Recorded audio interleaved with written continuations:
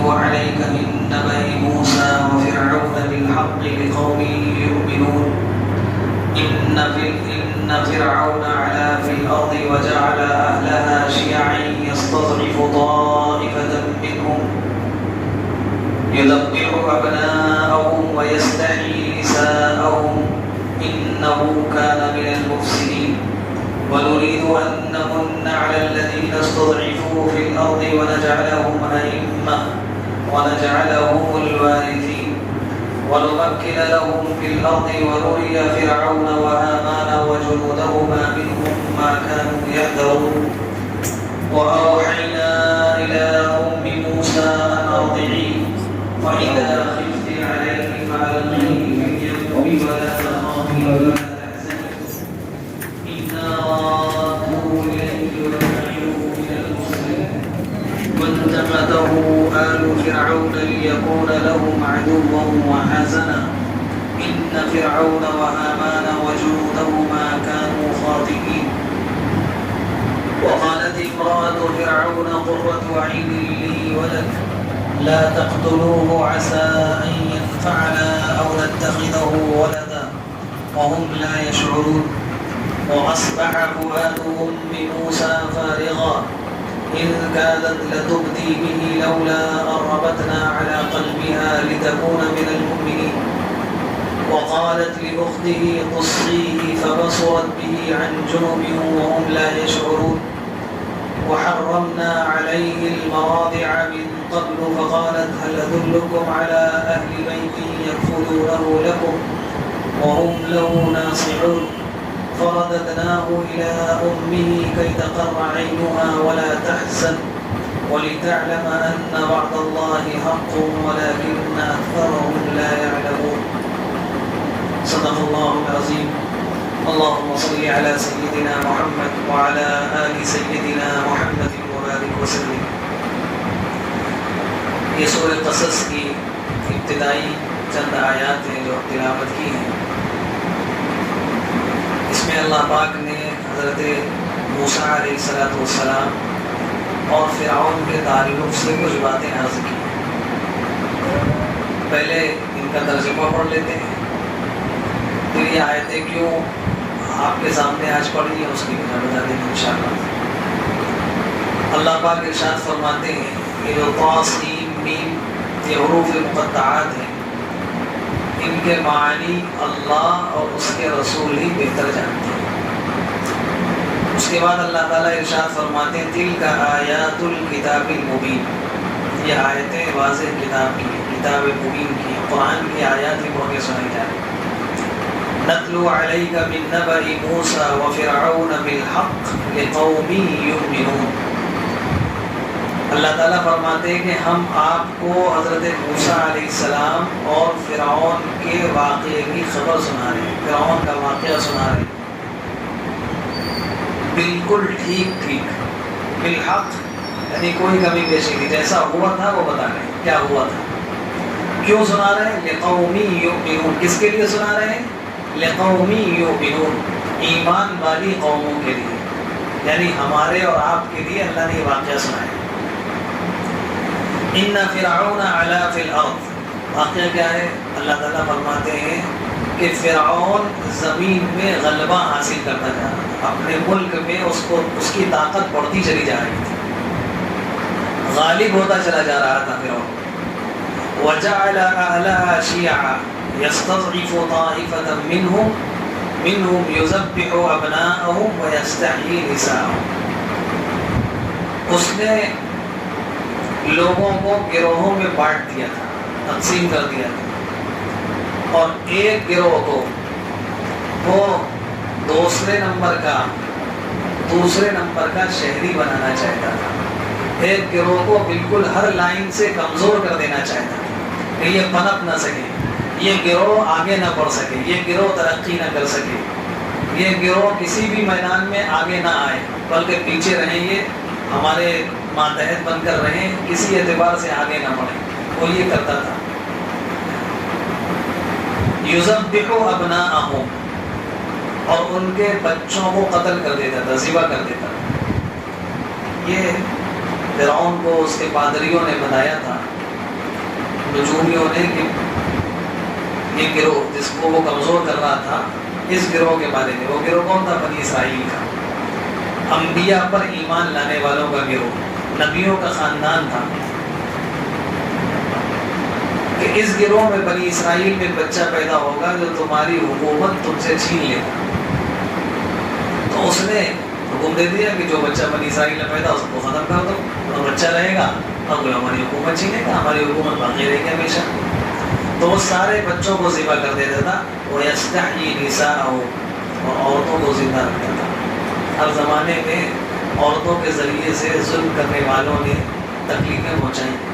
وَيَسْتَحْيِي نِسَاءَهُ إِنَّهُ كَانَ مِنَ الْمُفْسِدِينَ، بڑا فسادی تھا، وہ بس ملک میں اپنے ہی ملک میں فساد پھیلانے کی کوشش کرتا تھا کہ لوگ لڑتے جھگڑتے رہیں، فساد پھیلا رہے، امن و امان قائم نہ ہونے پر۔ وَنُرِيدُ أَن نَّمُنَّ عَلَى الَّذِينَ اسْتُضْعِفُوا فِي الْأَرْضِ وَنَجْعَلَهُمْ أَئِمَّةً وَنَجْعَلَهُمُ الْوَارِثِينَ۔ اس کا کام تو یہ تھا، لیکن اللہ فرماتے ہم کیا چاہتے تھے؟ ہم یہ چاہتے تھے کہ جس قوم کو وہ بالکل دبا رہا تھا، جس ایمان والی قوم کو، اللہ پر ایمان رکھنے والی قوم کو، یہ چاہتا تھا کہ بالکل دوسرے درجے کے شہری بن جائیں، کسی اعتبار سے ترقی نہ کر سکیں، جن کو یہ دبا رہا تھا، اللہ کہہ رہے ہم ان کے بارے میں یہ چاہتے تھے کہ ان کو ہم زمین میں غلبہ عطا فرما دیں، ان کو غالب کر دیں، ان کو ان کے ہاتھ میں حکومت دے دیں، ان کو زمین کا وارث بنا دیں۔ ہم یہ چاہتے تھے۔ آپ یہ سوچیے اب کس کی چاہت پوری ہوگی؟ فرعون کی کہ اللہ کی؟ اللہ تعالیٰ یہ چاہتے تھے کہ یہ جس قوم کو دبا رہا ہے اسی قوم کو غالب کر دیں، تو غالب کر کے وہ ملک کی سلطنت اور حکومت اسی قوم کے حوالے کر دیں۔ وَنُمَكِّنَ لَهُمْ فِي الْأَرْضِ، زمین پر ان کو تمکین دے دیں، حکومت عطا فرما دیں۔ وَنُرِيَ فِرْعَوْنَ وَهَامَانَ وَجُنُودَهُمَا مِنْهُمْ مَا كَانُوا يَحْذَرُونَ، اور فرعون کو اور حامان کو، اس کا ایک بہت خاص وزیر تھا، یہ دونوں بڑے ظالم تھے، اور زمانے میں دو ہی ہوئے ہمیں لگتا ہے ظالم، ایک بڑا ظالم ہے ایک اس سے چھوٹا۔ تو یہ دونوں فرعون اور حامان، یہ دونوں اور اس کا پورا لشکر، پوری جماعت، پوری پارٹی، وَجُنُودُهُمَا مِنْهُمْ مَا كَانُوا يَحْذَرُونَ، جس سے وہ بچ رہے تھے، اللہ تعالیٰ چاہتے کہ ہم وہی ان کو دکھانا چاہتے تھے۔ وہ چاہتے تھے کہ ایمان والی قوم کو بالکل دبا دیں، اللہ چاہتے تھے کہ ہم اس کو غالب کر دیں۔ اللہ کہہ رہے ہیں ہم ان کو دکھانا چاہتے تھے کہ تم جس سے بچنا چاہتے ہو ہم وہی کریں گے۔ وہ یہ چاہتے تھے کہ بنی اسرائیل کا کوئی بچہ زندہ نہ رہنے پائے کہ ہماری حکومت پہ قبضہ کر لے۔ اللہ نے کیا انتظام کیا؟ اللہ نے انتظام یہ کیا کہ جس بچے کو اللہ تعالیٰ نے منتخب کیا تھا حکومت کو چھیننے کے لیے، وہ بچہ انہی کے محل میں بلوا دیا۔ وَأَوْحَيْنَا إِلَىٰ أُمِّ مُوسَىٰ أَنْ أَرْضِعِيهِ، اللہ تعالیٰ فرماتے ہیں کہ ہم نے موسیٰ علیہ السلام کی والدہ کے پاس وحی بھیجا، ان کو القاء کیا کہ دودھ پلاتی رہیں۔ پیدا ہوئے موسیٰ علیہ السلام، اور قانون یہ تھا کہ جو بچہ پیدا ہو اس کو فوراً ذبح کرنا ہے، اور چاروں طرف ان کی CID پولیس سب لگی ہوئی ہے، اور کمزور ہیں، کچھ کر نہیں سکتے۔ تو موسیٰ علیہ السلام کی والدہ، جب موسیٰ علیہ السلام پیدا ہوئے تو ان کی والدہ بھی خوفزدہ ہو گئی کہ سارے بچے تو ذبح کیے جا رہے ہیں۔ تقریباً 60,000 بچوں کو اس نے ذبح کرائے تھے، تو وہ بھی ڈری کہ اب یہ پیدا ہوئے ان کو ہی مار دیا جائے گا۔ اللہ تعالیٰ نے فرمایا دودھ پلاتی رہو، اور جب تمہیں ایسا لگے کہ اب فرعون کی پولیس کو پتہ چل گیا ہے اور یہ اس کو بھی لے جائے گی اور قتل کر دے گی، تو اس بچے کو اٹھا کر لے کر دریا میں ڈال دیں۔ اللہ تعالیٰ کا عجیب نظام ہے، اور قرآن میں اللہ نے یہ واقعات ہمیں اور آپ کو سنانے کے لیے، عبرت کے لیے بیان فرمایا، صرف یہ نہیں کہ واقعہ ہوا تھا۔ عقل کا تقاضا یہ ہے، اللہ تعالیٰ یہ فرماتے ہیں کہ دیکھو جب ڈر ہو کہ فرعون کی پولیس نے دیکھ لیا ہے، تو جو سب سے گھر کا اندر کا کمرہ ہے وہاں جا کر موسیٰ علیہ السلام کو رکھ دینا، حفاظت ہم کریں گے، پریشان نہ ہونا ذرا۔ لیکن اللہ پاک کیا فرما رہے ہیں، جب ڈر ہو تمہیں پتہ چل جائے کہ پولیس کو پتہ چل گیا اور پولیس قتل کر دے گی، تو بچے کو لینا، باہر نکلنا، اب ایسے موقع پر جب چاروں طرف CID ہو، پولیس ہو، تلاش ہو اس کی، کوئی بچہ پیدا ہو، کوئی بچے کی آواز آ جائے، چھوٹا بچہ وہ باہر نکلنے کو رو بھی سکتا ہے، پتہ چل سکتا ہے، پھر جا کر ڈالنا کہاں؟ دریا میں۔ ایک چھوٹا سا بچہ، معصوم بچہ، اس کو صندوق میں رکھے گا، دریا میں ڈال دے گا۔ اللہ تعالیٰ کے حکموں پر چلنا، یہ واقعہ اللہ نے اس لیے بھی سنایا ہے کہ تمہاری عقل میں کچھ سمجھ میں آئے یا نہ آئے، ہم نے جو حکم دے دیا وہ اس پر عمل کر لو، اسی میں کامیاب ہو۔ عقل کا تقاضا تو یہ تھا کہ موسیٰ علیہ السلام سے کہا جاتا سب سے اندر رکھنا ان کی والدہ سے، باہر مت نکالنا کسی صورت میں۔ اللہ پاک حفاظت کی کوئی بھی صورت پیدا فرما دیتے، لیکن ساری تدبیریں وہ کی جس سے بچے کی جان کو اور زیادہ خطرہ ہو جائے۔ باہر نکالو، صندوق میں رکھو، پھر چھوٹے سے بچے کو دریا میں ڈال دو، دریا بہتے بہتے وہ بچہ کہاں چلا جائے، اسی میں پانی بھر جائے، وہ صندوق ہی ڈوب جائے، پھر وہ بچہ کہاں جائے گا کیا کچھ بھروسہ نہیں۔ کہہ دیا کہ ڈال دینا، فَإِذَا خِفْتِ عَلَيْهِ فَأَلْقِيهِ فِي الْيَمِّ وَلَا تَخَافِي وَلَا تَحْزَنِي، اور دریا میں ڈالنے کے بعد کوئی خوف نہ کرنا، کوئی غم نہ کرنا۔ اللہ فرماتے اِنَّا رَادُّوهُ إِلَيْكِ وَجَاعِلُوهُ مِنَ الْمُرْسَلِينَ، ہم یہ بچہ تمہیں واپس کر دیں گے اور اس کو رسول بنائیں گے۔ ہم نے فیصلہ کر لیا ہے، یہ بچہ تمہیں واپس کریں گے، رَادُّوهُ إِلَيْكِ، تمہیں واپس کریں گے اور اس کو رسول اور پیغمبر بنائیں گے۔ موسیٰ علیہ السلام کی والدہ نے ڈال کے لے جا کر فَالْتَقَطَهُ آلُ فِرْعَوْنَ لِيَكُونَ لَهُمْ عَدُوًّا وَحَزَنًا۔ اب وہ صندوق تیرتا تیرتا تیرتا تیرتا ندی، پہلے زمانے میں بادشاہوں کے جو محل ہوا کرتے تھے وہ ندیوں کے کنارے ایسے ہوتے تھے، وہ اچھا منظر ہوتا تھا۔ آج کل بھی چھوٹے بچے جب سب سے پہلے پینٹنگ بناتے ہیں تو ایسے ہی بناتے ہیں، جھوپڑی اور میں نہر بہ رہی ہے، تو ایک فطری طور پہ جو خوبصورت منظر ہے وہ وہی ہوتا ہے۔ تو ایسے ہی اس زمانے میں بادشاہ بھی ندیوں کے کنارے محل بنایا کرتے تھے۔ اب وہ فرعون میں بیٹھا تھا، اس کی بیوی بھی بیٹھی تھی اس وقت۔ اب یہ صندوق تیرتا تیرتا پہنچا تو فرعون کی بیوی نے پولیس والوں سے کہ اٹھا کے لو، کیا ہے لے کر آئے، دیکھو اس میں بچہ۔ فَالْتَقَطَهُ آلُ فِرْعَوْنَ لِيَكُونَ لَهُمْ عَدُوًّا وَحَزَنًا إِنَّ فِرْعَوْنَ وَهَامَانَ وَجُنُودَهُمَا كَانُوا خَاطِئِينَ۔ اٹھا لیا اس کو، اس بچے کو جو ان کے لیے غم کا اور جس سے وہ بچنا چاہ رہے تھے وہی سبب بننے والا تھا، اسی بچے کو انہوں نے اٹھا لیا۔ بے شک یہاں پر فرعون اور حامان اور اس کی پوری پارٹی کچا کھا گئی، یعنی دھوکے میں پڑ گئی، اس کو پتہ ہی نہیں چلا یہ اللہ کا نظام ہے۔ وما کرو وما کر اللہ، دنیا کے لوگ اپنی تدبیریں کرتے ہیں، اللہ کی تدبیریں اپنی ہوتی ہیں، واللہ خیر الماکرین، اللہ کی تدبیریں سب سے بہتر ہوتی ہیں، ان کو پتہ ہی نہیں چل پایا۔ لیکن بہرحال بچہ ایک تیرتا ہوا آیا تھا اور وہ قتل کر رہا تھا، تو بعض لوگوں نے کہا اس سے فرعون سے، ہو سکتا ہے کہ یہ بھی بنی اسرائیل کا بچہ ہو، اس کو بھی ذبح کر دو۔ فرعون نے بھی کچھ ارادہ کر لیا، جہاں اتنے کو مارا ایک اور کو مار دیں، لیکن اللہ تعالیٰ نے فرعون کی بیوی تھی جو آسیہ، جنہوں نے اس ایمان بھی قبول کیا موسیٰ علیہ السلام پر، اور بہت دردناک شہادت ہوئی ان کی، اللہ تعالیٰ نے فرعون کی بیوی کے دل میں اس بچے کی محبت ڈال دی موسیٰ علیہ السلام۔ اب بیوی نے کہا، تھا تو وہ بڑا ظالم، لیکن اپنی بیوی کے آگے اس کی بھی نہیں چلی، بیوی کی بات مان لی۔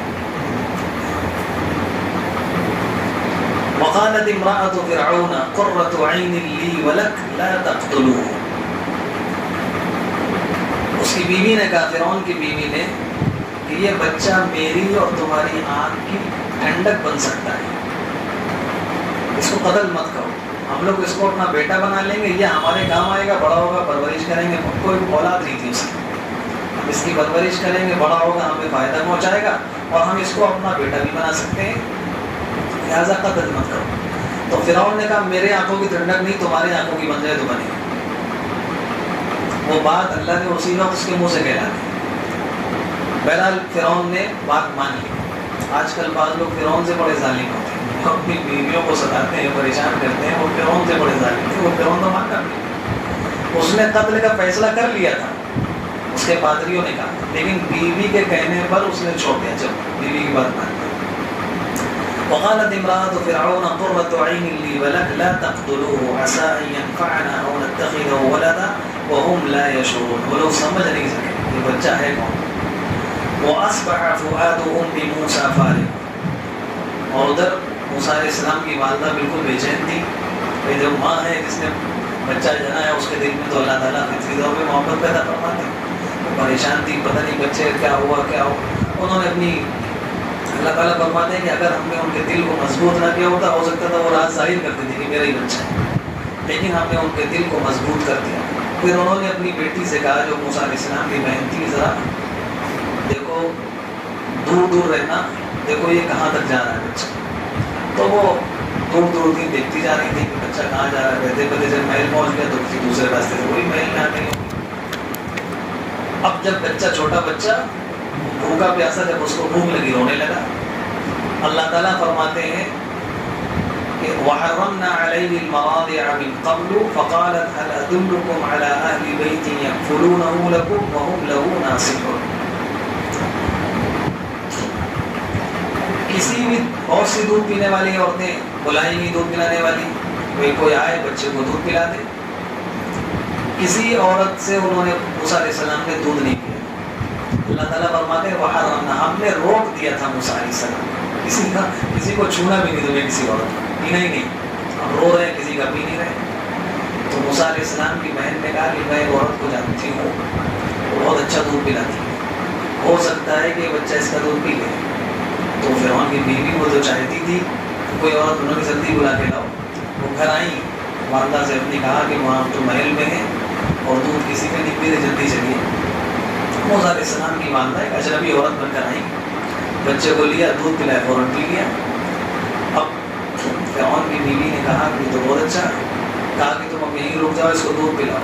موسیٰ علیہ السلام کی والدہ نے کہا کہ یہاں رہ کے دودھ نہیں پلاؤ، اگر دودھ پلوانا ہے تو میں اس بچے کو اپنے گھر لے جاؤں گی اور وہاں دودھ پلاؤں گی. تو فرعون کی بیوی کہنے لگی ٹھیک ہے. اب وہ بچہ جو کہ اب شاہی بچہ بن گیا تھا، فرعون کی بیوی نے اس کو قبول کر لیا تھا، اپنا بیٹا بنا لیا تھا.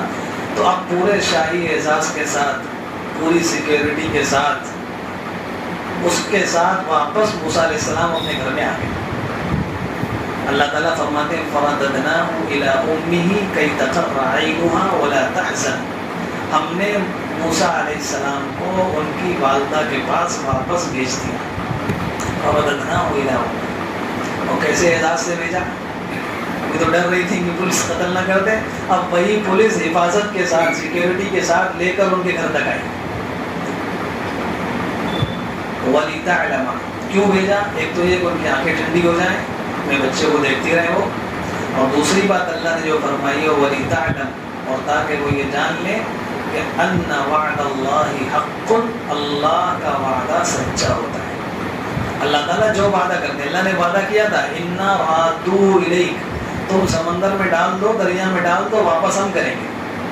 اس وقت موسیٰ علیہ السلام کی والدہ کہتی کہ اللہ آپ کی بات تو سمجھ میں نہیں آ رہی، چھوٹا سا بچہ معصوم کیسے ڈالتے اس کو؟ نہ ڈالتی. جیسے ہم لوگ بہت سے حکم اللہ کے نہیں مانتے. تو کہا گیا سود مت لو، سود میں سوائے نقصان کے، ذلت کے، دنیا اور آخرت کے خسارے کے کوئی فائدہ نہیں. لیکن ہم میں سے کتنے لوگ ہیں جو نہیں مانتے اللہ کا حکم، لیتے ہیں اور ذلیل ہوتے ہیں، دنیا بھی برباد کرتے ہیں، آخرت بھی برباد کرتے ہیں. حرام کام نہ کرو، کتنے لوگ کرتے ہیں. تو موسیٰ علیہ السلام کی والدہ کو بھی حکم دیا تھا اللہ تعالیٰ نے، اور القاء کیا تھا دل کے اندر. اگر وہ بھی سوچتی کہ پتہ نہیں بچہ جائے گا تو کیا ہوتا، پھر پولیس آتی ختم کر دیتی. لیکن اللہ کے حکم کو مان کر انہوں نے ڈال دیا. اللہ تعالیٰ نے واپس بھیجا إِنَّا رَادُّوهُ إِلَيْكَ فَرَدَدْنَاهُ إِلَىٰ أُمِّهِ كَيْ تَقَرَّ عَيْنُهَا وَلَا تَحْزَنْ وَلِتَعْلَمْ أَنَّ وَعْدَ اللَّهِ حَقٌّ، تاکہ وہ یہ جان لیں کہ اللہ کا وعدہ سچا ہے. وَلَٰكِنَّ أَكْثَرَهُمْ لَا يَعْلَمُونَ. اب اللہ تعالیٰ ہم انسانوں کی فطرت بتا رہے ہیں، لیکن اکثر لوگ یہ بات نہیں جانتے. اکثر لوگ اس کو نہیں سمجھتے کہ اللہ نے جو وعدے کیے ہیں وہ سچے ہیں. اگر لوگ یہ جان لیں کہ اللہ کے وعدے سچے ہیں تو پھر اللہ کے حکموں پر چلنا سب کے لیے آسان ہو جائے گا. یہ سورہ قصص کی ابتدائی 13 آیات ہیں، جس میں اللہ تعالیٰ نے موسیٰ علیہ السلام کا اور فرعون کا یہ واقعہ بیان فرمایا. فرعون کا غلبہ بتایا کہ وہ ترقی کرتا جا رہا تھا، غالب ہوتا جا رہا تھا، طاقتور ہوتا جا رہا تھا، اور ایمان والی قوم کو ہر اعتبار سے کمزور کرتا جا رہا تھا. قتل کرتا تھا ان کے بچوں کو اور ان کو ہر لائن میں پیچھے کرتا تھا، لیکن اللہ تعالیٰ کی مرضی، اللہ کا فیصلہ کچھ اور تھا، ہوا وہی جو اللہ تعالیٰ چاہتے تھے۔ فرعون غرق ہوا، ڈوبا، مر گیا، ختم ہو گیا۔ اس وقت ہم لوگ جس دور سے گزر رہے ہیں، ہر زمانے کے فرعون کچھ ہوا کرتے ہیں۔ رسول اللہ صلی اللہ علیہ وسلم کے زمانے کا فرعون ابو جہل تھا، ہر زمانے میں کچھ فرعون ہوا کرتے ہیں۔ اس زمانے میں بھی کچھ فرعون ہیں، وہ بھی یہی چاہتے ہیں، ان کو کچھ طاقت مل گئی ہے، وہ چاہتے ہیں کہ ہم ایک قوم کو، ایمان والی قوم کو، اللہ کو ماننے والی قوم کو ہر لائن سے بالکل پیچھے کر دیں، دبا دیں، وسپا کر دیں، یہ کسی اعتبار سے ترقی نہ کریں، 2 نمبر کا شہری بنا دیں۔ لیکن اللہ پاک نے قرآن میں وعدہ فرمایا ہے کہ اللہ تعالیٰ اس دین کو ہمیشہ غالب رکھیں گے۔ دین غالب رہے گا مطلب جو لوگ دین پر چلیں، دین تو کہیں فضا میں نہیں ہوگا، دین تو دین والوں کی زندگی سے نکلے گا، یعنی جو دین کو ماننے والے ہوں گے وہ غالب رہیں گے۔ یریدون لیطفئوا نور اللہ بافواہہم، اللہ تعالیٰ نے فرمایا یہ کافر یہ چاہتے ہیں، مشرک یہ چاہتے ہیں کہ اللہ کا جو دین ہے، جو نور ہے، چراغ جل رہا ہے، اس کو بجھا دیں۔ اللہ یہ چاہتا ہے کہ اس کی روشنی پوری پھیل جائے، اگرچہ ان کو کتنا ہی ناگوار ہو۔ تو جو اللہ کی چاہت ہے وہ پوری ہوگی۔ ساری دنیا مل کر یہ چاہے کہ مسلمانوں کو ختم کر دیں گے، اسلام کو ختم کر دیں گے، یہ ناممکن ہے، ہو ہی نہیں سکتا کہ کوئی دنیا سے مسلمانوں کو ختم کر دے، اسلام کو ختم کر دے۔ ختم کرنے کے الگ الگ دشمن منصوبے بناتے ہیں، پریشان کر دو، ان کو اتنا الجھا دو معاملات میں کہ اپنی ترقی کے اور دوسرے کوئی کام نہ کر سکے۔ انہی کاموں میں سے آج کل ایک شوشہ چھوٹا ہوا ہے یونیفارم سول کوڈ کا۔ میں نے یہ آیتیں اسی مناسبت سے پڑھی۔ کیا ہے یونیفارم سول کوڈ؟ ہو سکتا ہے مفتی صاحب نے، آج تو مفتی صاحب اسی لیے لائن دے دیا جمعہ میں، پچھلے ہفتے تو مفتی صاحب نے بتایا ہوگا۔ مسلمانوں کے وہ یہ کہتے ہیں کہ ساری جب ایک ملک ہے تو پورے ملک میں ایک قانون ہونا چاہیے، حالانکہ اتنے بڑے جھوٹے ہیں۔ انہی کا جو حامان ہے دوسرا، اس نے اعلان کیا ہم کرسچن کو اور آدی واسیوں کو اس سے الگ کر دیں گے، پھر کہاں رہ گیا ایک ملک کے قانون؟ بہرحال ٹارگیٹ تو یہی ہے کہ ایک قوم بس الجھی رہے۔ تو انہوں نے کہا کہ ہم ایک قانون بنائیں گے، اس چیز میں سول جو ہمارا سماجی آئینی قانون ہے، یعنی نکاح، طلاق، وراثت، ہبہ، وقف، بالغ کا مسئلہ ہے، جو ہمارے سماجی گھریلو مسائل ہیں، ان میں ایک قانون پورے ملک میں ہوگا۔ اب ظاہر سی بات ہے نکاح ایک ہی طریقے سے ہوگا، اور قانون کون بنا رہا ہے؟ وہ بنا رہے ہیں۔ کیسا بنائیں گے؟ کہاں ہوگا نکاح پھر مسلمانوں کا؟ کہاں بنائیں گے؟ مسجد میں بنائیں گے؟ جب سارے لوگوں کا نکاح مسجد میں ہوگا، امام صاحب پڑھائیں گے، وہ تو اپنے اعتبار سے بنائیں گے کہ سارے لوگ اب ایسے نکاح پڑھوائیں، طلاق دینا ہو تو ایسے کریں، وقف کرنا ہو تو ایسے کریں، اپنے اعتبار سے قوانین بنائیں اور وہ قوانین بنا کر پھر اس کو تھوپیں گے۔ ان کا کہنا یہ ہے کہ عورتوں پر بڑا ظلم ہوا ہے، ٹارگٹ صرف اسلام ہے، مسلمان ہے، کہ اسلام میں عورتوں پر بڑا ظلم ہوتا ہے، ان کو وراثت میں آدھا حصہ دیا جاتا ہے، مردوں کو پورا ڈبل دیا جاتا ہے، بڑا ظلم ہے عورتوں پر۔ ہم ایک سا قانون بنا دیں گے، سب کو کسی بھی مذہب سے تعلق رکھنے والا ہو اس کو وراثت میں اتنا برابر کا سب کو حصہ ملے گا۔ اللہ تعالیٰ نے ایک جگہ قرآن میں فرمایا کہ ہم نے یہ قرآن نازل کی، وَجَعَلْنَا عَلَى شَرِيعَةٍ مِّنْكُمْ فَاتَّبِعْهَا وَلَا تَتَّبِعْ أَهْوَاءَ الَّذِينَ ثُمَّ جَعَلْنَاكَ عَلَى شَرِيعَةٍ مِّنْهُمْ فَاتَّبِعْهَا وَلَا تَتَّبِعْ أَهْوَاءَ الَّذِينَ لَا يَعْلَمُونَ۔ ہم نے ایک شریعت، ایک دین دیا ہے تمہیں، اسی دین پر، اسی شریعت پر باقی رہنا، اسی کی اتباع کرنا، اور ان لوگوں کے راستے پر مت چلنا جن کو حقیقتوں کا علم نہیں ہوتا، جن کو کچھ معلوم ہی نہیں ہے ہماری شریعت کے بارے میں، ان کے بتائے ہوئے راستے پر مت چلنا، ان کو پتہ ہی نہیں ہماری شریعت کیا ہے۔ ہماری شریعت نے عورتوں کو آدھا حصہ دیا میراث میں۔ اگر کسی آدمی کا انتقال ہو جاتا ہے، باپ کا انتقال ہو گیا، اس کے بیٹے بھی ہیں بیٹیاں بھی ہیں، تو اب شریعت میں جو حصہ باپ جو کچھ چھوڑ کر مرا ہے وہ میراث ہے۔ یہ میراث کیسے تقسیم ہوگی؟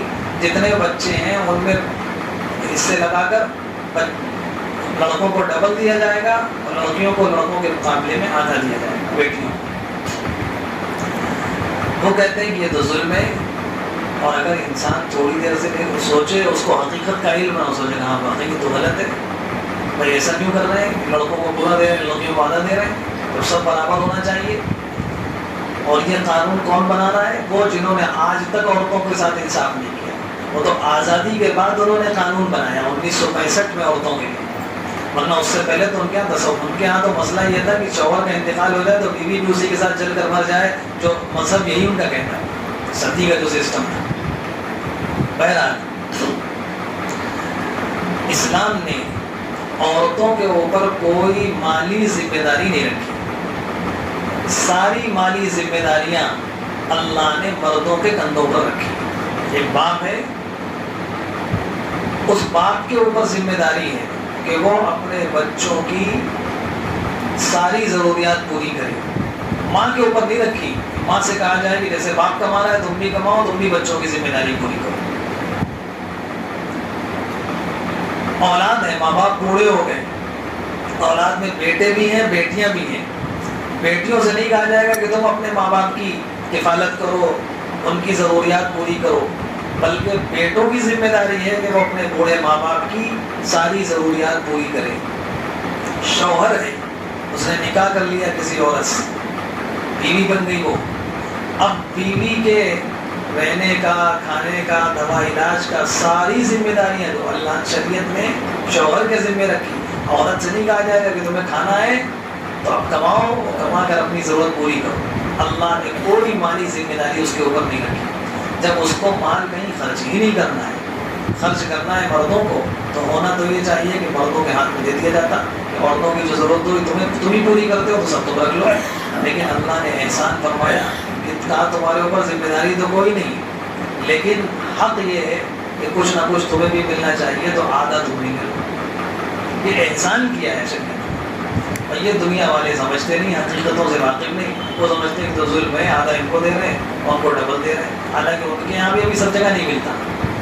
بہرحال ہمیں ان سے کیا لینا دینا۔ اس طرح سے غلط وہ کر کے، پروپیگنڈا کر کے قانون بنانے جا رہے ہیں کہ ہم ایسا قانون بنائیں گے۔ سب سے پہلی بات تو یہ ہے کہ یہ قانون قرآن کا، یہ کس نے بنایا ہے؟ اللہ نے بنایا ہے۔ ہمارے ملک کی پارلیمنٹ کوئی قانون بنائے، پاکستان کی پارلیمنٹ کہے، وہاں کے سارے وزیر اعظم، صدر جمہوریہ اور سارے ممبران پارلیمنٹ سب مل جائیں اور یہ کہیں کہ ہندوستان کی پارلیمنٹ نے جو قانون بنایا ہے ہم اس کو ناپاس کرتے ہیں، ہم اس میں یہ تبدیلی کرتے ہیں، اس کے آرٹیکل میں اتنی جو ہے یہ اضافہ کرتے ہیں، کیا وہاں کی پارلیمنٹ کے اس امینڈمنٹ سے یہاں کوئی قانون کی تبدیلی ہو جائے گی؟ نہیں ہو سکتی۔ کوئی نہیں مانے گا کہ بھئی یہ ہمارے ملک کا معاملہ ہے، ہمارے ملک نے قانون بنایا ہے، ہم اس کو بدلیں گے۔ ہمارا ملک کسی دوسرے ملک کے قانون کو بدلنا چاہے نہیں بدل سکتا۔ یہ جو قانون ہے یہ تو زمینوں کا بنایا ہوا نہیں، انسانوں کا بنایا ہوا نہیں، اس دنیا کے پیدا کرنے والے رب کا بنایا ہوا قانون ہے، خالق اور مالک کا قانون ہے، جو قیامت تک کے لیے آئے۔ ان کو اصل میں تکلیف اسی سے ہے کہ ہم نے 1965 میں قانون بنایا اور ہمیں 20 مرتبہ اس میں تبدیلی کرنے کی ضرورت پڑی۔ 1965 سے لے کر اب تک تقریباً 20 سے زیادہ مرتبہ اس کو بدلنے کی ضرورت پڑ گئی۔ ان کو قانون کو بنایا تھا، پھر اس میں اضافہ کر دیا، پھر امینڈمنٹ کر دیا، پھر امینڈمنٹ کر دیا۔ تمہارا قانون 1400 سال کو اسی پہ عمل کر رہے ہو، کوئی بدلنے کی ضرورت ہی محسوس نہیں ہو رہی۔ تم نے قانون بنایا انسانوں نے۔ انسان جو بھی قانون بنائے گا وہ پچھلے حالات کو دیکھ کر بنائے گا، لوگوں نے کیا کیا، کیسے لوگ زندگی گزار رہے ہیں اس کو دیکھ کر۔ اور یہ قانون اللہ نے بنایا ہے جو اللہ قیامت تک آنے والے انسانوں کی ضرورت سے واقف ہے۔ جو اللہ قیامت تک آنے والے انسانوں کے مزاج سے واقف ہے، اور ساری دنیا کے انسانوں کے لیے قانون بنایا، کسی ایک ملک کے لیے نہیں، کسی ایک خطے کے لیے نہیں، کسی ایک علاقے کے لیے نہیں، ساری دنیا کے مسلمانوں کے لیے یہ ایک ایسا قانون اللہ نے بنایا ہے جو قیامت تک باقی رہے گا۔ لا تبدیل لکلمات اللہ، اللہ نے فرمایا اس قانون میں کوئی تبدیلی نہیں ہو سکتی۔ تو اگر خدا نخواستہ وہ تبدیلی کر بھی دے، قانون بنا دے کہ آپ مسلمانوں کو بھی نکاح مندروں میں آ کر پڑھانا پڑے گا، تو کوئی مسلمان نہیں جائے گا، تم لا کہتے رہو، ہمارا نکاح ہوگا ہی نہیں وہاں۔ تو ان کے قانون بنانے سے ہمارے مذہب پر، مسلمانوں کی زندگی پر، ہم پر، آپ پر انشاءاللہ کوئی اثر نہیں پڑے گا۔ وہ یہ چاہتے ہیں، ان کے دو مقصد ہیں، ایک تو یہ کہ مسلمانوں کو تھوڑا سا پریشان کر دیں، اور دوسرا کچھ لوگوں کو خوش کر دیں کہ دیکھو ان کو ہم نے پریشان کر دیا ہے۔ ہو سکتا ہے وہ خوش ہو جائیں، لیکن ہم مسلمان الحمدللہ بالکل پریشان ہیں، اس لیے کہ یہ قرآن اللہ کا نازل کرتا ہے۔ اللہ نے فرمایا اِنَّا نَحْنُ نَزَّلْنَا الذِّكْرَ، ہم نے یہ قرآن نازل کیا ہے، اس کے قوانین ہم نے نازل کیے ہیں، اسلام اللہ نے دنیا میں بھیجا ہے۔ اللہ فرماتے ہیں وَإِنَّا لَهُ لَحَافِظُونَ، اور ہم ہی اس کی حفاظت کرنے والے ہیں، اللہ ہی اس کی حفاظت کرنے والا ہے۔ کوئی دنیا کی طاقت اس کا ایک لفظ، ایک حرف، ایک نقطہ بدل نہیں سکتی، چاہے جتنی طاقت لگا لے۔ ہم کو کیا کرنا ہے؟ ایک کام تو جو انہوں نے بتایا، جو لا کمیشن ہے یہاں کا، اس نے کہا کہ بھئی آپ لوگ، ملک کے لوگوں سے کہا کہ آپ لوگ رائے دیجئے، آپ یونیفارم سول کوڈ چاہتے ہیں کہ نہیں چاہتے ہیں؟ یعنی آپ یہ چاہتے ہیں کہ پورے ملک میں ایک قانون بن جائے سب کے لیے؟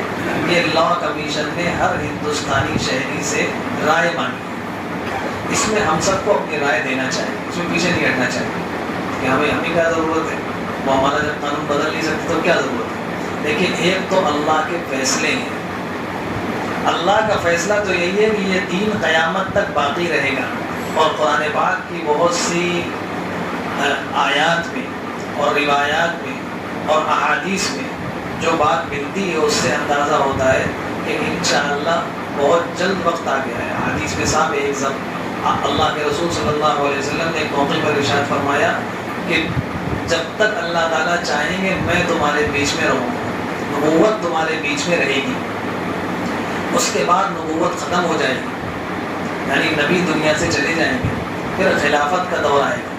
جب تک اللہ چاہیں گے خلافت باقی رہے گی، پھر وہ خلافت ختم ہو جائے گی، بادشاہت آئے گی، پھر جب تک اللہ تعالیٰ چاہیں گے بادشاہت باقی رہے گی، پھر ظالم حکمراں آئیں گے، پھر اللہ جب تک چاہیں گے وہ حکمراں باقی رہیں گے، پھر اس کے بعد اللہ تعالیٰ پھر وہ دور پرانا واپس لائیں گے، اور اسی علی منہاج نبوہ حکومت پھر قائم ہوگی جیسے ہمارے زمانے میں حکومت تھی، یعنی جو عدل و انصاف حضرت نبی کریم صلی اللہ علیہ وسلم کے زمانے میں تھا، اسی عدل و انصاف والا قانون یعنی اسلامی قانون پھر دنیا میں نافذ ہو۔ یہ رسول اللہ صلی اللہ علیہ وسلم کے بیان فرمائے۔ ہمارے زمانے کے ایک بہت بڑے مفکر داعی اللہ علامہ یوسف القرضاوی گزرے، انہوں نے اپنی کتاب میں لکھا ہے کہ میں نے اپنے مختلف بیانات میں جہاں گیا میں نے لوگوں سے یہ کہا 19ویں صدی سرمایہ داروں کی صدی تھی، یعنی عیسائیوں کی صدی تھی، 20ویں صدی اشتراکیت یعنی یہودیوں کی صدی تھی، اب یہ 21ویں صدی مسلمانوں کی ہو۔ وہ پورے اطمینان اور پورے یقین سے کہا کرتے تھے کہ 21ویں صدی مسلمانوں کی ہو، اور دنیا میں آپ اگر دنیاوی اعتبار سے حالات کا جائزہ لیں گے تو مسلمان غالب ہی ہوتے چلے جا رہے ہیں، ہر جگہ غالب ہوتے ہیں۔ مسلمانوں کا یعنی صرف دنیاوی اعتبار سے نہیں، اپنے رب سے تعلق بھی مضبوط ہو رہا ہے۔ پہلے اتنی مساجد نہیں تھی جتنی اب ہیں۔ پہلے آج سے ہم چند سال پہلے کی کتابیں جب پڑھتے ہیں اور اس زمانے کے علماء کے بیانات جب دیکھتے ہیں، ان کے زمانے کی کتابیں پڑھتے ہیں، ابن کانپور کے حالات عجیب عجیب طرح کے مسلمان تھے، نمازوں سے دور، ایک سے ایک رسم و رواج اس میں پڑے ہوئے۔ آج الحمدللہ ہمیں وہ ساری چیزیں نظر ہی نہیں آتی، بہت حد تک مسلمان بھی دین سے قریب ہو گئے، کتنے لوگ پہلے جاتے تھے حج کرنے اور عمرہ کرنے؟ آپ دیکھیے اب اتنے زیادہ لوگ جانے لگے کہ حکومت کو قانون بنانا پڑا کہ ہر ملک کے لیے اتنا کوٹا ہے، بس اس سے زیادہ لوگ ہمارے ملک میں نہیں آ سکتے، اس لیے کہ ہمارے پاس اتنی جگہ نہیں بچی، ضرورت سے زائد لوگ پہنچنے لگے۔ اور پھر مسلمانوں کا اللہ سے اور اپنے دین سے ایسا گہرا رشتہ ہے، دنیا کی کسی قوم کا ویسا رشتہ نہیں۔ مسلمان جس اعتبار سے عبادت کرتا ہے، جیسے اللہ سے دعا مانگتا ہے، آپ دیکھیں اللہ پاک سب کو پہنچائے، حرم میں خانہ کعبہ دکھائے، رسول اللہ صلی اللہ علیہ وسلم کی مسجد پہنچائے، روضہ اطہر پر پہنچائے، ہم سب کو پہنچائے، بار بار پہنچائے۔ لوگ طواف کر رہے ہیں، طواف کر کر کے روتے جا رہے ہیں، حالانکہ اگر سوچا جائے تو کچھ نہیں، ایک گھر بنا ہوا ہے اس کے چاروں طرف چکر لگا رہے ہیں، کیا ہے؟ اللہ کی اور دین کی محبت، لاکھوں روپے خرچ کر کے وہاں جا رہے ہیں اور چکر لگا رہے ہیں۔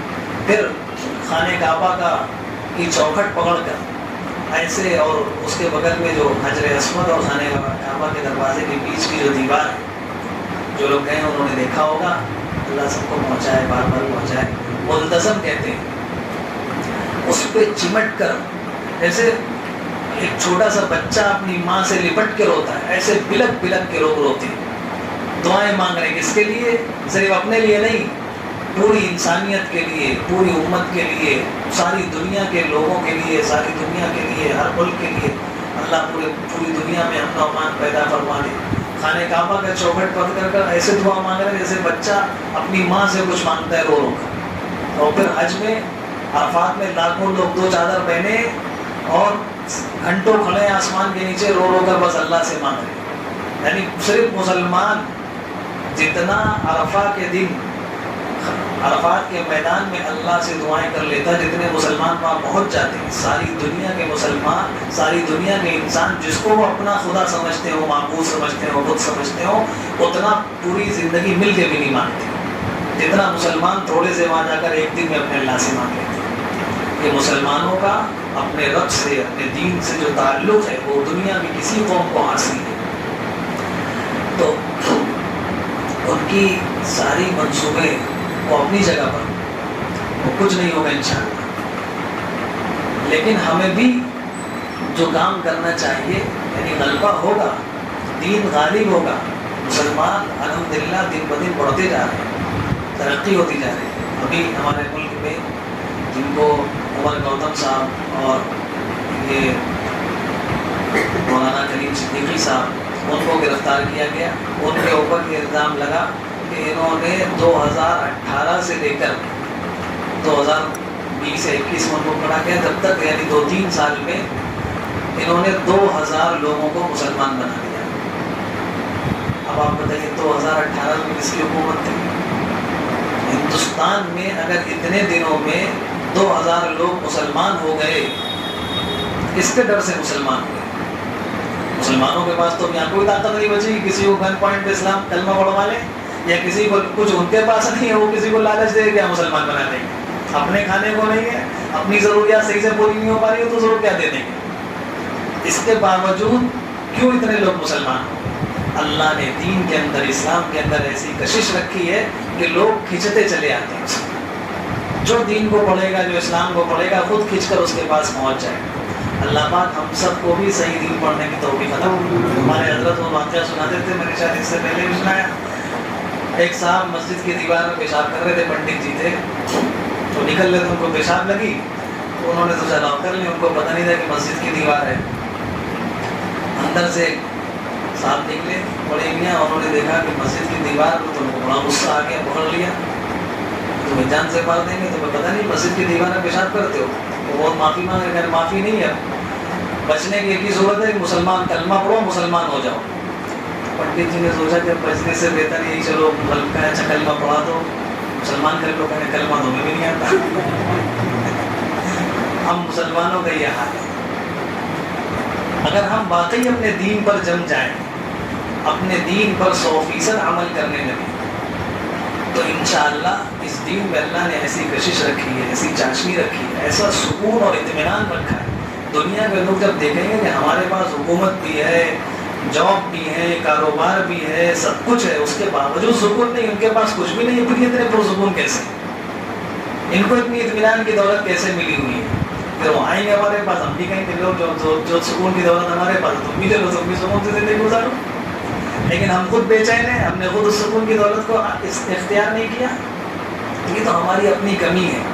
بہرحال یہ دین اللہ تعالیٰ قیامت تک باقی رکھیں گے، اور اس ملک میں انشاءاللہ باقی رکھیں گے. ہمارے بہت سے اکابر اس وقت کہہ رہے ہیں اللہ تعالیٰ نے اس ملک کی تقدیر میں بدلنے کا فیصلہ لکھ دیا.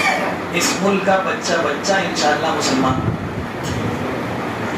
حضرت ہمارے بزرگوں میں بہت بڑے بزرگ گزرے ہیں جن کا تمام مکاتب فکر کے لوگ اپنا بڑا مانتے ہیں. حضرت مولانا شاہ ولی اللہ صاحب رحمۃ اللہ علیہ، حضرت نے لکھا ہے کہ جب ہندوستان کے اندر کافروں کی، ہندوؤں کی حکومت پوری اکثریت کے ساتھ آ جائے اور وہ ظلم پر ظلم کرنے لگیں گے، اسی وقت پھر اللہ تعالیٰ یہاں کے حالات کو بدلنا شروع کر دیں گے. اب وہی زمانہ آ گیا ہے. اب انشاءاللہ حالات، اور علامہ یوسف القرضاوی رحمۃ اللہ علیہ بہت بڑے مفکر تھے، انہوں نے لکھا کہ 21ویں صدی مسلمانوں کی اور دنیا کے بھی جو حالات بنتے جا رہے ہیں، چند لوگ تھے، ساری دنیا مل کر ان کے اوپر حملے کرتی رہی. کیا ہوا آخر؟ لیکن دنیا سے نکل گئے، ختم ہو گئے. ان سے پہلے بھی وہ واقعی تھے، ان کے بعد بھی ان سے اس سے زیادہ طاقت کے ساتھ بات ہوئی. اس ملک میں بھی انگریز جب آئے، انہوں نے پوری، اس لیے کہ انگریزوں کے سامنے جو دشمن تھے وہ صرف مسلمان تھے. مسلمانوں سے ملک چھینا تھا. وہ یہ سمجھتے تھے کہ اگر مسلمان رہیں گے تو ہمارے ہاتھ سے پھر ملک ہم سے چھین لیں گے، مسلمانوں کو ختم کر دو. چنانچہ دہلی کے اندر لکھا ہے کتابوں میں کہ 1000 مدرسے تھے، اتنے مدارس تھے، خوب علماء تیار ہوتے تھے، لیکن سب پر بلڈوزر چلا دیا، ختم کر دیا سارے مدارس. دہلی کی جامع مسجد میں جنازہ رکھا رہتا تھا، کوئی عالم نہیں ملتا تھا نماز جنازہ پڑھانے کے. اتنا ظلم کیا انگریزوں نے، اور یہ سمجھتے تھے کہ ہم اس طرح سے مسلمانوں کو بالکل ختم کر دیں گے. 3 لاکھ سے زیادہ قرآن پاک کے نسخے جلا دیے کہ قرآن ختم کر دیں گے، مسلمان ختم ہو جائیں گے، علماء کو شہید کر دیں گے. دہلی سے لے کر کراچی تک کوئی ایسا درخت نہیں تھا جس میں علماء کو شہید نہ کیا گیا اور ٹانگ کر پھانسی دے.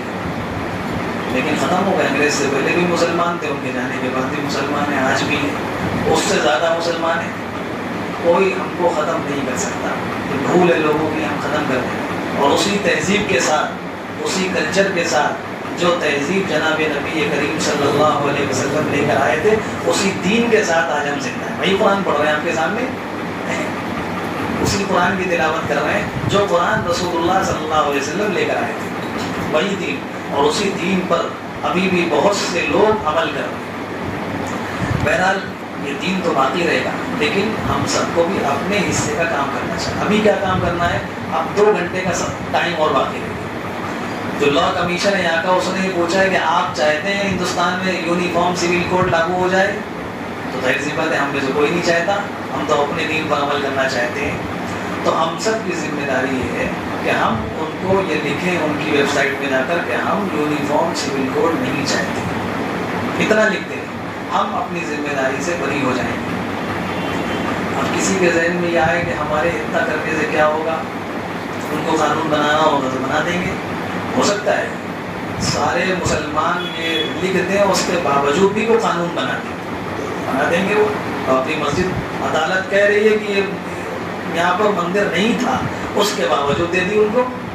تو ان کے پاس ابھی طاقت ہے، وہ جو چاہیں کریں. بہت دنوں تک طاقت باقی نہیں رہے گی. اللہ تعالیٰ زمانے کے حالات کو پلٹتے رہتے ہیں. جب ہمارے پاس آئیں گے ہم بھی دیکھیں گے انشاءاللہ.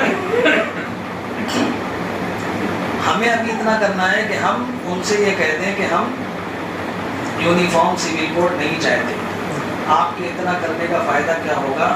ہم اللہ کے سامنے یہ کہہ سکیں گے کہ اے اللہ، جب آپ کے دین کو بدلنے کے منصوبے بنائے جا رہے تھے، اس میں جو کچھ ہم کر سکتے تھے ہم نے کیا. اتنا کر لیں. جیسے نمرود نے جب آگ جلائی ابراہیم علیہ السلام کو ڈالنے کے لیے، تو ایک چڑیا وہ چونچ میں پانی لا کے ذرا ذرا ڈال رہی تھی. کسی نے کہا کہ بیوقوف، تیرے پانی سے اتنی خطرناک آگ لگی ہوئی ہے، 1 بوند پانی سے آگ بجھ جائے گی؟ اس نے کہا مجھے معلوم ہے آگ بجھے گی نہیں، لیکن مجھے اللہ کے یہاں لکھا جائے گا کہ اس چڑیا نے آگ بجھانے کی کوشش کی تھی. تو ایسے ہی ہم یہ جو مٹانے کی کوشش ہے، یہ یقیناً مٹا نہیں سکتے. یہ اللہ کا نازل کردہ دین ہے، لیکن ہمیں مٹانے والوں میں شامل نہیں ہونا، بچانے والوں میں شامل ہونا ہے. تو ہم اپنے اعتبار سے جو کر سکتے ہیں وہ کریں. یہ کرنے کا کام ہے. آج آخری دن ہے, 12 بجے تک لاسٹ ڈیٹ بدل جائے گی, بڑھا دی گئی تو بہت اچھا, مجھے نہیں معلوم تھا, دیکھیں بڑھا دی گئی ہے اب, اور عافیت ہو گئی, بڑھا دی گئی ہے. تو آپ سب لوگ ضرور کریں, مرد بھی کریں اور عورتیں بھی کریں. بہت آسان, آج کل تو سب واٹس ایپ میں آ گیا ہوا سب کے پاس کیسے کرنا ہے. عورتوں کو بھی, اس لیے کہ سب سے زیادہ ٹارگیٹ عورتوں کو بنا ہے کہ عورتوں کے اوپر بڑا ظلم کرتے ہیں, عورتوں کے اوپر بڑا ظلم کرتے ہیں, 4 بیوی شادی کر لیتے ہیں اور جو یہ کرتے ہیں وہ کرتے ہیں. ٹھیک ہے, ایسے بلا وجہ کے الزامات اور سر پیر کی باتیں, اللہ پاک سب کو ہدایت نصیب فرمائے اور انشاءاللہ ملے گی سب کو ہدایت. اور جو ظالمین ہیں جن کے ذمے اللہ نے ہدایت نہیں رکھی, اللہ ایسے لوگوں نے اس طرح نابود فرمائے. یہ دین اللہ نے قیامت تک رہنے کے لیے بھیجا ہے. ان آیات میں موسیٰ علیہ السلام کو, فرعون کو جو واقعہ بیان کیا, اللہ نے فرمایا ان وعد اللہ حق, اللہ کا وعدہ سچا ہوتا ہے. ایک بادشاہ کو اللہ نے طاقت دی, وہ طاقت اس کی بڑھتی رہی, اس نے ایمان والی قوموں کو کمزور کرنا شروع کیا. اللہ فرماتے ہیں کہ ہم نے ایمان والی قوموں کو غلبہ عطا فرما دیا, شرط یہ کہ ہم ایمان پر باقی رہیں. اگر ہم ایمانی پر باقی نہیں رہیں گے, جو کہتے کلمہ پڑھو, میں کلمہ تو ہمیں بھی نہیں آتا, تب تو پھر کوئی بات نہیں اللہ کا. شرط یہ کہ ہم ایمان والے بن جائیں, ہمیں اپنے دین پر, اپنی شریعت پر 100% یقین ہو کہ یہ شریعت اور یہ دین ہمیں دنیا میں بھی کامیابی دلائے گا, اور مرنے کے بعد جو ہمیشہ ہمیشہ کی زندگی آنے والی وہاں بھی ہم کامیاب ہوں گے. اللہ پاک ہم سب کو عمل کی توفیق عطا فرمائے, کہنے سننے سے زیادہ عمل کی توفیق عطا فرمائے. یہ دین اللہ نے ہم کو عطا فرمایا ہے, اس دین پر ہم سب کو قیامت تک, موت تک باقی رکھنے کی توفیق عطا فرمائے. آپ خود بھی اس کو اس میں لا کمیشن میں اپنی رائے بھیجیں اور اپنے گھر کی خواتین عورتوں سے بھی ضرور کروائیں.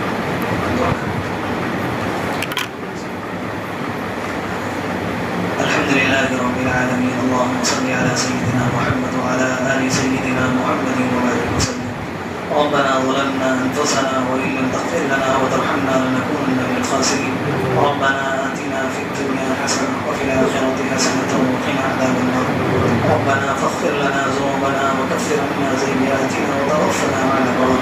اے اللہ ہم سب کے گناہوں کو معاف فرما دیجیے, خطاؤں کو درگزر فرما دیجیے, اپنے فضل کا, کرم کا, عافیت کا معاملہ فرما دیجیے. اے اللہ اپنے فضل کا, کرم کا, عافیت کا معاملہ فرما دیجیے. اے اللہ دشمنوں کے تمام منصوبوں کو ناکام فرما دیجیے, ناکام فرما دیجیے. اے اللہ اپنی تدبیروں کو ظاہر فرما دیجیے. اے اللہ دنیا میں ظالم بھی اپنی تدبیریں بنا دی ہیں, وَمَكَرُوا وَمَكَرَ اللَّهُ وَاللَّهُ خَيْرُ الْمَاكِرِينَ, اور غالب آپ ہی کی تدبیریں ہوتی ہیں. اے اللہ آپ نے فیصلہ فرمایا ہے کہ آپ کا بھیجا ہوا دین ساری دنیا پر غالب ہونے کے لیے آیا ہے. اے اللہ یہ غلبہ عطا فرما دیجیے, عطا فرما دیجیے. اے اللہ دشمنوں کے تمام منصوبوں کو ناکام فرما دیجیے, ناکام فرما دیجیے. اے اللہ ہماری جان کی, مال کی, عزت کی, آبرو کی حفاظت فرمائیے. اے اللہ مسلمانوں کے جان کی, مال کی, عزت کی, آبرو کی حفاظت فرمائیے. اے اللہ ہم سب کو رزق حلال عطا فرمائیے, حرام سے ہم سب کی حفاظت فرمائیے, حرام سے ہم سب کی حفاظت فرمائیے. اے اللہ ہم سب کو دنیا میں جب تک رکھیے ایمان اور اسلام کے ساتھ, آخری وقت آئے تو ہم سب کو کامل ایمان پر ہمارا خاتمہ نصیب فرمائیے, کامل ایمان پر خاتمہ نصیب فرمائیے. یا اللہ فرما برداری والی زندگی نصیب فرمائیے, نافرمانیوں سے ہم سب کی حفاظت فرمائیے. یا اللہ آپ نے ایسا دین ہم سب کو عطا فرمایا ہے جو دین دنیا میں بھی اچھی زندگی کی ضمانت دیتا ہے اور آخرت میں بھی اچھی زندگی کی ضمانت دیتا ہے. اے مالک ہم نے وہ دین چھوڑ کر غیروں کا طریقہ اختیار کر لیا, دوسروں کے راستے پر چلنے لگے, ہم ذلیل اور خوار ہو گئے. اے اللہ ہم سب کو اپنے دین پر چلنے کی توفیق عطا فرما دیجیے, دین کے ایک ایک حکم پر مر مٹ جانے کی توفیق عطا فرما دیجیے, سر سے پیر تک.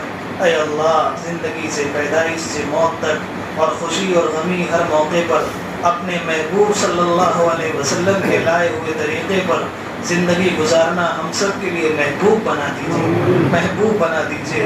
ایک ایک سنت پر عمل کی توفیق عطا فرمائیے, ایک ایک سنت پر عمل کی توفیق عطا فرمائیے. اے اللہ ظالم یہ چاہتے ہیں کہ ہم آپ کے دین سے ہٹ جائیں.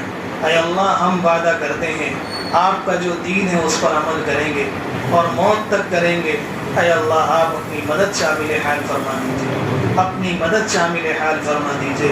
اے اللہ ہمیں دین پر چلنا ہمارے لیے آسان فرما دیجیے، ہماری نسلوں کے لیے آسان فرما دیجیے۔ اے اللہ دین اور ایمان کے تحفظ کے حفاظت کے فیصلے فرما دیجیے۔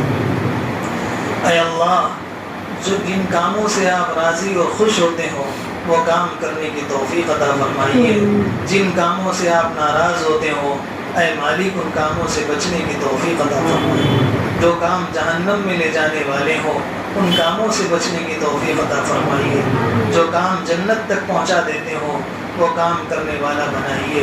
اے اللہ ہم سب کے اندر اخلاص پیدا فرما دیجیے، اپنی محبت پیدا فرما دیجیے، اپنی رضا والی زندگی نصیب فرما دیجیے۔ اے اللہ جو مانگا ہے وہ بھی عطا فرمائیے، جو مانگنا چاہیے نہیں مانگ سکے اللہ وہ بھی عطا فرما دیجیے، بن مانگے عطا فرما دیجیے، مانگنے کا سلیقہ عطا فرما دیجیے۔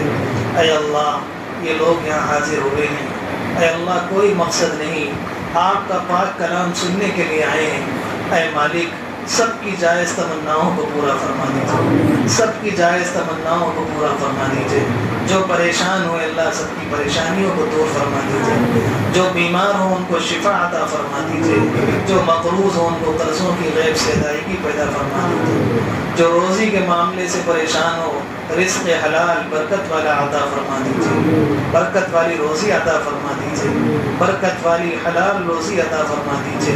اے اللہ ہمیں دنیا کی بھی ہر خیر سے مالا مال فرمائیے، آخرت کی بھی ہر خیر سے مالا مال فرمائیے۔ اے اللہ آپ کے محبوب صلی اللہ علیہ وسلم نے اپنے لیے اور اپنی امت کے لیے جو خیر اور بھلائیاں مانگی ہوں، جو اچھی چیزیں مانگی ہوں وہ ہم سب کو عطا فرما دیجیے، اور آپ کے محبوب صلی اللہ علیہ وسلم نے اپنے لیے اور اپنی امت کے لیے جن شرور و فتن سے جن بری باتوں سے پناہ مانگی ہو یا اللہ ہم سب کی اس سے حفاظت فرمائیے، ہم سب کی بھی حفاظت فرمائیے، ہماری دعاؤں کو اپنے فضل و کرم سے اپنے آخری اور پیارے محبوب جناب محمد رسول اللہ صلی اللہ علیہ وسلم کی برکت سے قبول فرما لیجیے۔ ربنا تقبل منا انك انت السميع العليم وتب علينا انك انت التواب الرحيم برحمتك يا ارحم الراحمين۔